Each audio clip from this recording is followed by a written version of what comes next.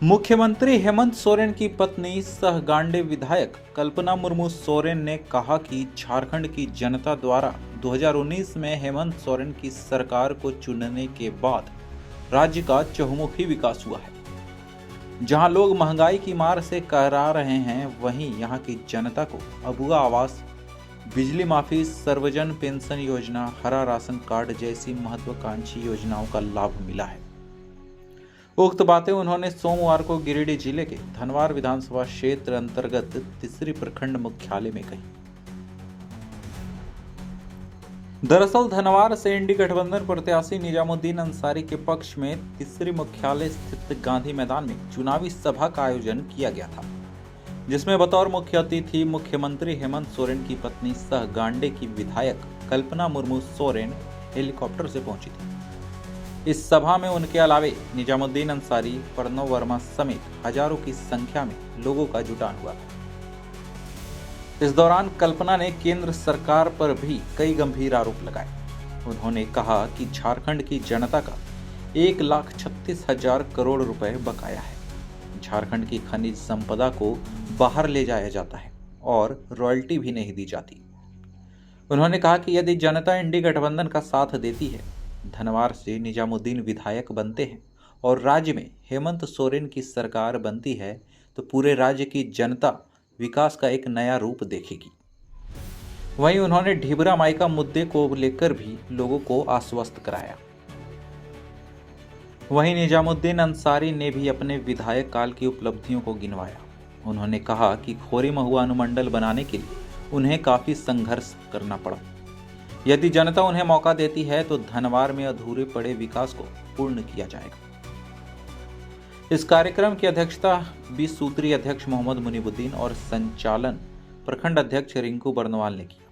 मौके पर सफीक अंसारी, मरगूब आलम, शमशीर आलम, लालो मुर्मुर समेत कई लोग उपस्थित थे।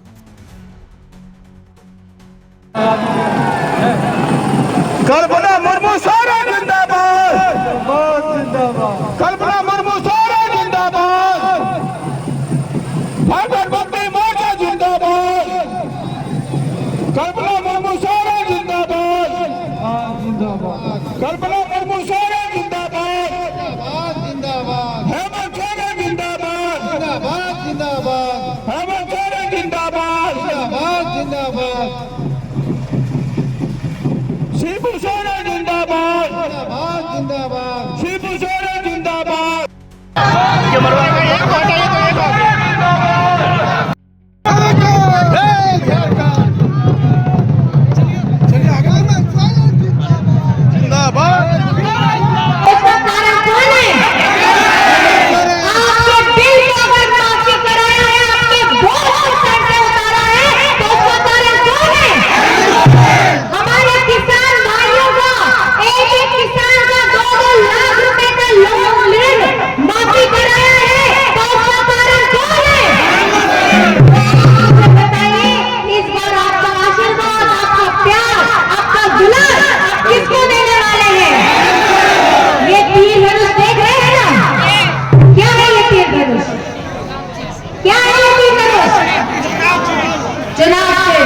मैं आपको बताना चाहती हूँ, ये चुनाव चिन्ह जरूर है, लेकिन ये हमारे वीर शहीदों की इतिहास का प्रतीक है। ये तीर धनुष हमारे विश्व गुरु शिबू सोरेन जी का संविधान का प्रतीक है। ये तीर धनुष आपके भाई हेमंत सोरेन जी की हिम्मत का प्रतीक है और ये तीर धनुष हमारे झारखंड की मान सम्मान का प्रतीक है। और इस बार हमारे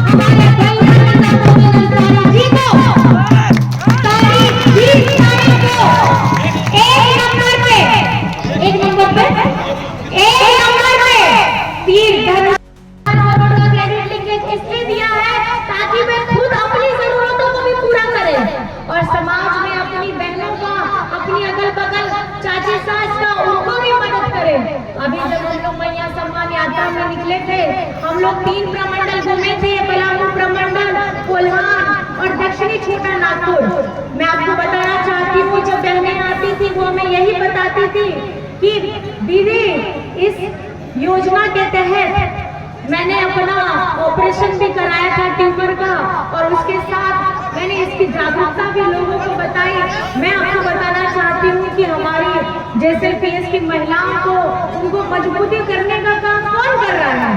ये झारखंड सरकार कर रही है, ये अगुआ सरकार कर रही है।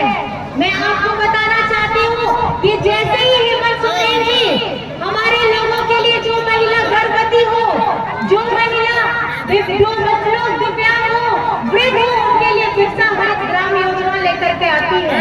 बिरसा हरित ग्राम में फलदार पौधे लगाए जाते हैं और उसकी फलदार पौधों की देखभाल के लिए भी, फलदार पौधों की देखभाल के लिए भी सहायता राशि झारखंड सरकार देती है, ताकि उनका अपना जीवन भी सुगम हो सके और जिस परिस्थिति में है उन्हें ज्यादा कष्ट भी न करना पड़े।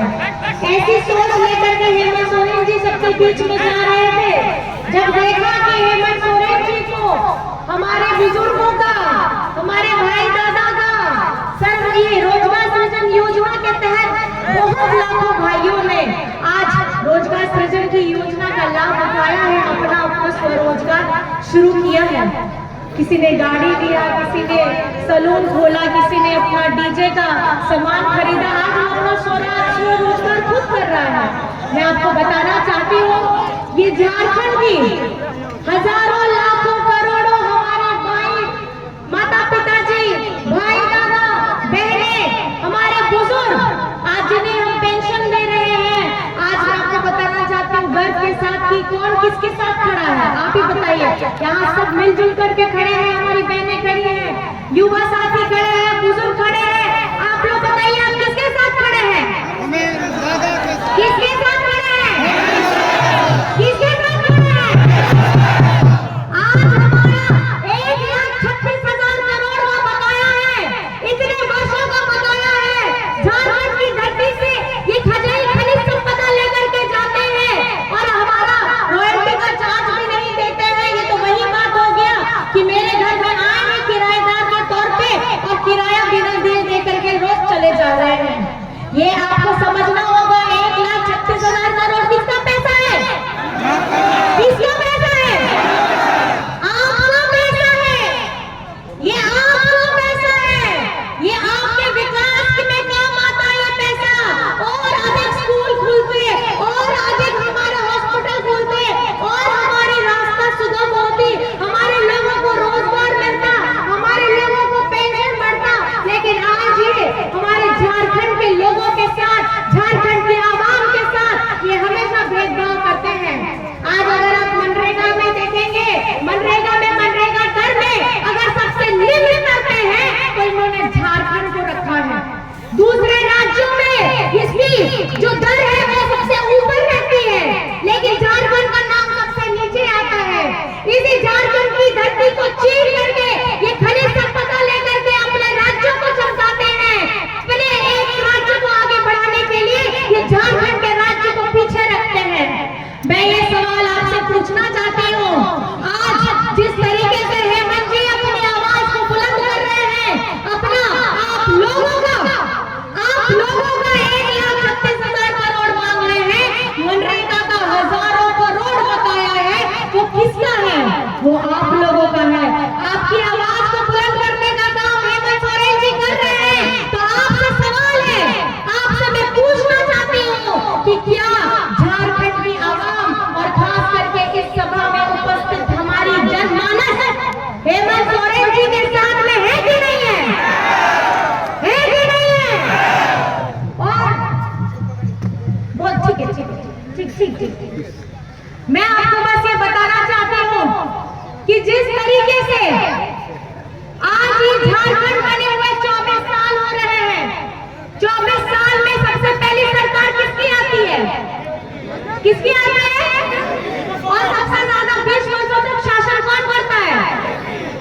और बताइए कि हमारे पिछड़ों का आरक्षण आप चौंकने वाले हैं। हमारे पिछड़ों का जो 27% का आरक्षण था, ये बीजेपी की ही सरकार थी जिसने इसको घटा करके 14% किया है। और आज हम अपने झारखंड की आवाम के लिए पिछड़ों का 27% का आरक्षण विधानसभा से पारित करा देते हैं। लेकिन ये केंद्र में बैठे लोग ये नहीं चाहते हैं कि हमारे पिछड़े भाई, हमारे समाज के लोग आगे बढ़े। ये नहीं चाहते हैं कि हमारी झारखंड की बिटिया, झारखंड का बेटा पढ़ ये सोचते हैं कि ये लोग धोखा रहे, ये लोग इनके पास बुद्धि ना आए, लेकिन झारखंड अब बदल चुका है।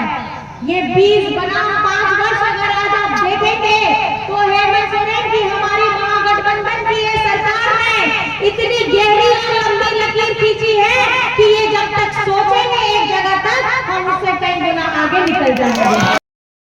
इंदिरा की समस्या हो, माइका की समस्या हो, मैं आपको ये आश्वस्त कराना चाहती हूँ, बिजली पानी हो, आपको मैं आश्वस्त कराना चाहती हूँ कि आप लोगों का प्रतिनिधित्व करने वाले भैया आपके लिए दिन रात आपकी सेवा के लिए तत्पर रहेंगे, ये मैं आपको आश्वस्त कराना चाहती हूँ। और हेमंत सोरेन जी भी अपनी उनकी जीतोड़ मेहनत है कि जवानों को गठबंधन में लेकर के जाना है, ये उन्होंने संकल्प लिया है।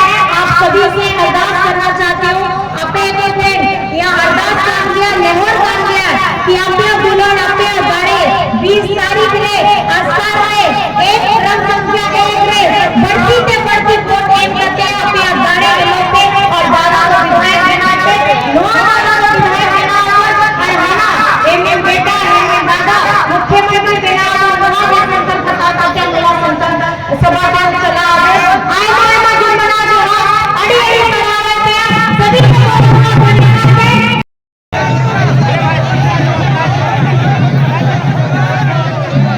समय में हमें बोलना है, लेकिन मैं आप लोगों से कहना चाहूंगा कि जब मैं विधायक नहीं था उससे पहले इस तीसरी में जो गरीबों को अनाज मिलता है वो एक फटाक भी तीसरी के किसी गरीब लोगों को अनाज नहीं मिलता था, बल्कि इसी तीसरे जो गोदाम था अनाज का यहाँ से सीधे ट्रक में लौट करके गरीबों के अनाज को बेचा जाता था। हम जब विधायक बने तो गरीबों के घरों तक वो तीसरी में अनाज पहुंचाने का काम किया। हम जब विधायक बने तो तीसरी और गांव के जो जंगल इलाके थे जहाँ झारखंड आंदोलनकारी लोग जो गाँव थी, हमने प्रयास किया ज्यादा से ज्यादा गाँवों को मैं पक्की सड़क से जोड़ने का काम किया। इस क्षेत्र में बिजली की समस्या वर्षों से थी, उसको हमने गिरिडीह से लाइन खिंचवाकर बिजली का अभी जो 18 से 20 घंटा मिलता है वो हमने काम किया। हमने पावर ग्रिड लाने का काम किया। इसी मैदान में माननीय मुख्यमंत्री हेमंत बाबू आए थे, बिजली के पावर ग्रिड का शिलान्यास करने, जो मचनिया टाल में बनना था, संजोग से वो हस्तांतरण नहीं हो पाया था, बिजली विभाग को वो शिलान्यास नहीं कर पाए, वो अभी गद्दर में बना हुआ है। हमने कोशिश किया इस क्षेत्र के सड़कों को बनाने का, जो ऊपर खबर 1 किलोमीटर पीडब्ल्यूडी का रोड नहीं था मेरे विधानसभा क्षेत्र में। हमसे पूर्व यहाँ के मुख्यमंत्री भी रह चुके थे, मंत्री भी रह चुके थे, लेकिन पीडब्ल्यूडी का रोड नहीं बना था।